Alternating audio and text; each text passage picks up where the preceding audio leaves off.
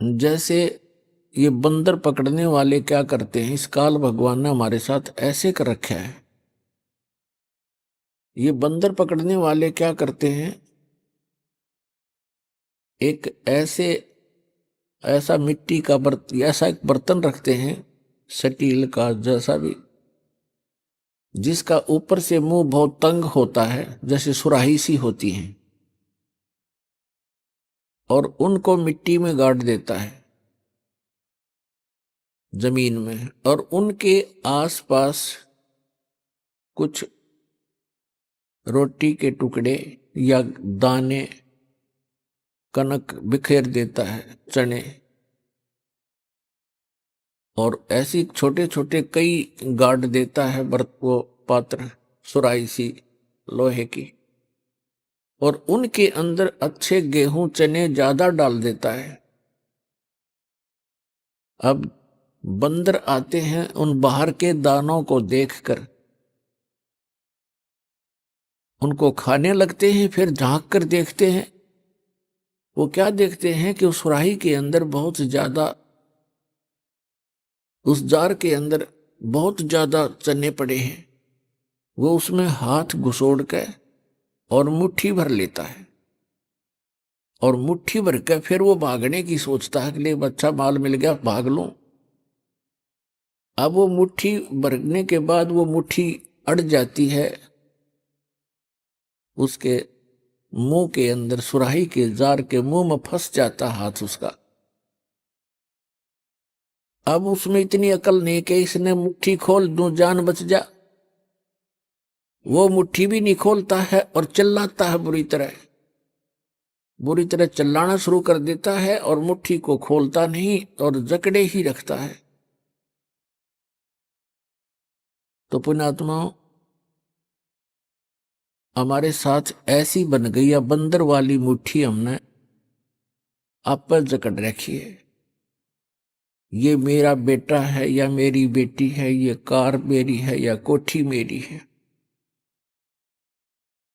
अब परमात्मा आके याद दिलाते हैं कि ना बेटा तेरा है, ना बेटी तेरी है, ना ये कार तेरी है, ना कोठी तेरी है। क्या बताते हैं, काया तेरी है नहीं, ये माया कहां से हो, जब तेरा शरीर ही नहीं है।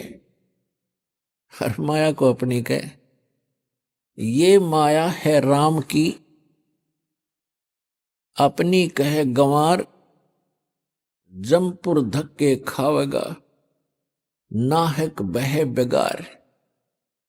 फिर क्या बताते हैं, नंगा आया जगत में और नंगा ही तू जावे, और बीच में ख्वाबी ख्याल है ये मन माया भरमावे। अब उस बंदर वाली मुट्ठी को हम खूब जकड़े बैठे हैं, और ये हमसे छूट भी नहीं सकती, चाहे कितनी बात बनावे जीव, क्योंकि हमारी बुद्धि इतनी ही सीमित कर रखी है। आपके और हमारे बस की ये बात नहीं है। इसके लिए परमात्मा ने इसका विकल्प बताया है। जैसे वो बंदर फंस चुका था, और शिकारी को पता था बंदर पकड़ने वाले को कि अब ये कहीं नहीं जाएगा, ये मूर्ख फंसा रहेगा, आराम से बैठा रहता है वो। और दूसरी स्थानों पर उसने कई जगह पर ऐसा कर रखा होता है,